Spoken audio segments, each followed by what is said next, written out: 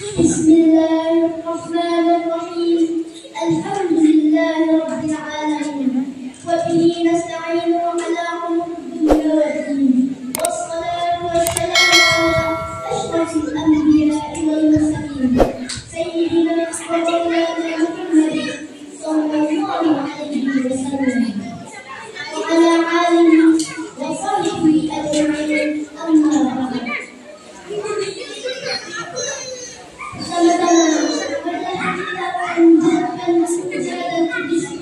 Kepada Allah Subhanahu wa Ta'ala atas segala nikmat, rahmat, hidayah dan karunia kepada kita semua, sehingga kita masih bisa berkumpul di tempat yang insya Allah dimuliakan oleh Allah Subhanahu wa Ta'ala.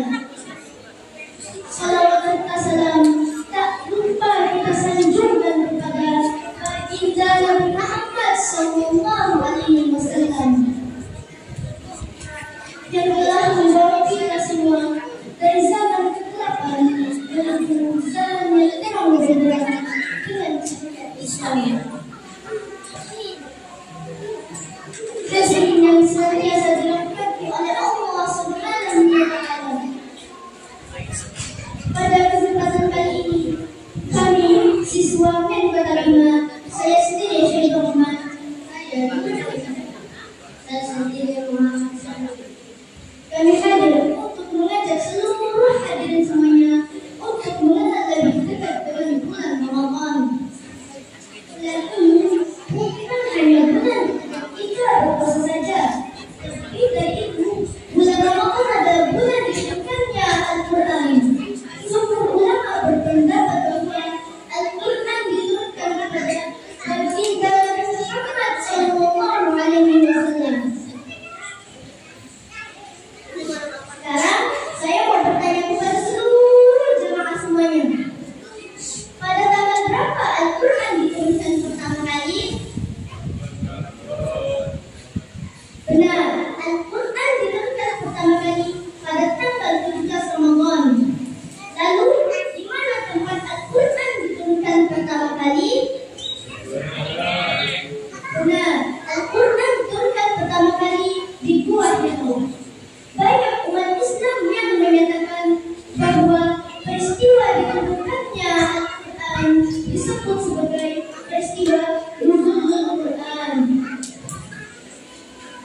Allah Subhanahu wa Ta'ala berfirman dalam surah Al-Baqarah ayat 135 yang berbunyi,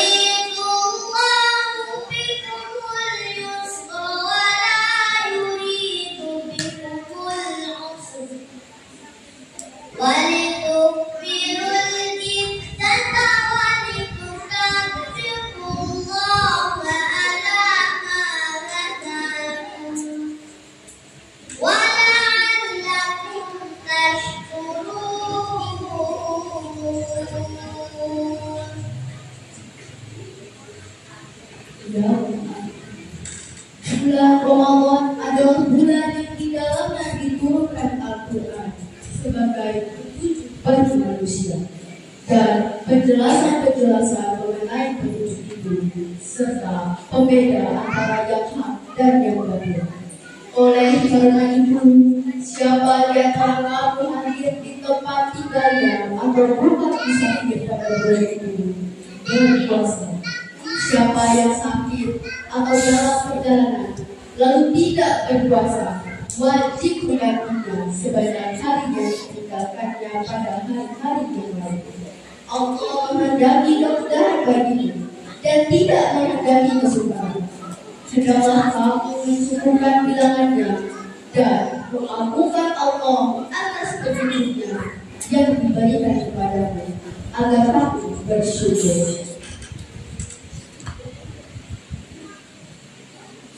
Hadirin yang senantiasa dirahmati oleh Allah Subhanahu wa Ta'ala, dari ayat tersebut mengingatkan kepada kita semua betapa pentingnya berpuasa itu. Namun Allah Subhanahu wa Ta'ala juga memberikan kemudahan bagi kita yang menggantinya apabila kita sakit atau sedang dalam perjalanan jauh sebaik hari yang kita tinggalkan. Kemudian surah dan ayat pertama yang diturunkan oleh Allah Subhanahu wa Ta'ala melalui perantara malaikat Jibril alaihi salam adalah surah Al-Alaq ayat 1 sampai 5 yang berbunyi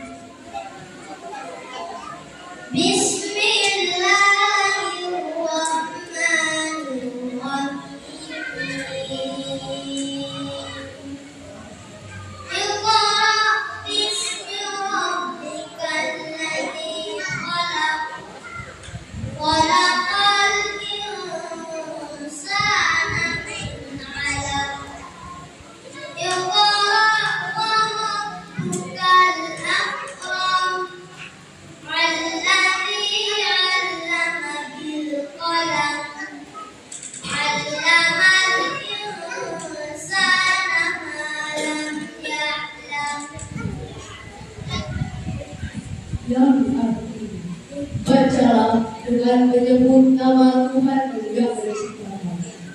Dia telah menciptakan manusia dari segumpal darah.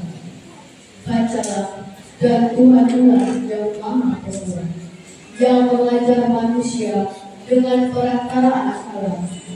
Dia telah mengajar kepada manusia apa yang tidak diketahui. Hadirin yang senantiasa dirahmati oleh Allah Subhanahu wa Ta'ala. Allah Subhanahu wa Ta'ala memilih bulan Ramadan sebagai bulan diturunkannya Al-Quran, sebagaimana Allah Subhanahu wa Ta'ala menurunkan kitab-kitab yang lainnya di bulan Ramadan juga, sebagaimana firman Allah Subhanahu wa Ta'ala yang artinya, sesungguhnya Al-Quran diturunkan di malam yang penuh kemuliaan, yaitu malam Lailatul Qadar. Diturunkan dari Lauhil Mahfuz secara sekaligus dan diletakkan di Baitul Izzah di langit dunia, dan diturunkan kepada Nabi Muhammad secara berangsur-angsur dalam bulan dan hari yang berbeda. Hal ini merupakan kesimpulan ayat Quran yang diturunkan oleh Allah Subhanahu wa Ta'ala sebagai petunjuk bagi hamba-hambanya yang beriman. Di samping itu, pada bulan Ramadan inilah orang-orang yang beriman akan diperintahkan untuk melaksanakan ibadah puasa, sebagaimana firman Allah Subhanahu wa Ta'ala yang artinya, barang siapa di antara kamu hadir di negeri tempat tinggalnya pada bulan itu, maka hendaklah ia berpuasa pada bulan itu. Hukum wajib ini merupakan suatu keharusan, sebagaimana firman Allah Subhanahu wa Ta'ala dalam surah Al-Baqarah ayat 183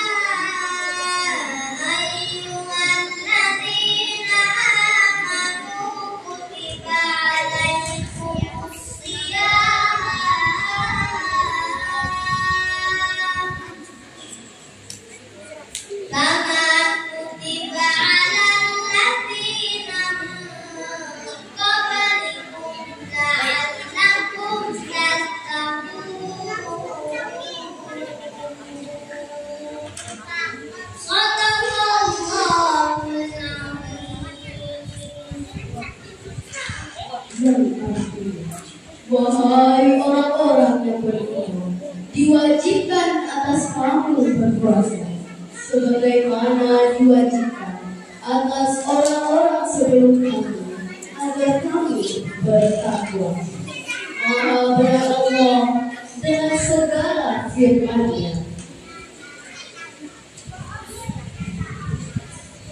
Setelah puasa itu tuntas ketetapannya, maka disebutkan kembali keringanan-keringanan bagi orang-orang yang kufur.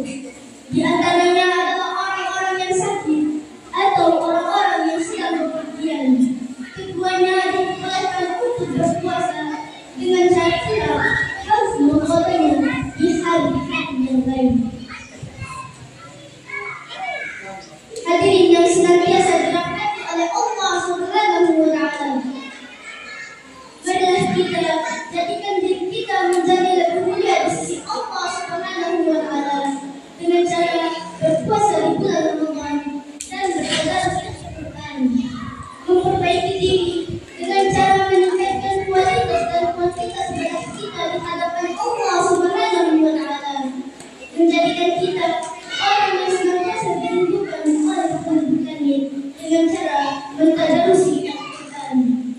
Semoga Allah Subhanahu wa Ta'ala menyatukan kita sebagai hamba-hambanya yang salihin. Amin ya rabbal alamin. Demikianlah yang dapat kami sampaikan. Semoga bermanfaat. Mohon maaf bila ada kesalahan dan kehilapan. Sesungguhnya yang maha benar hanyalah milik Allah Subhanahu wa Ta'ala. Wabillahi taufiq wal hidayah.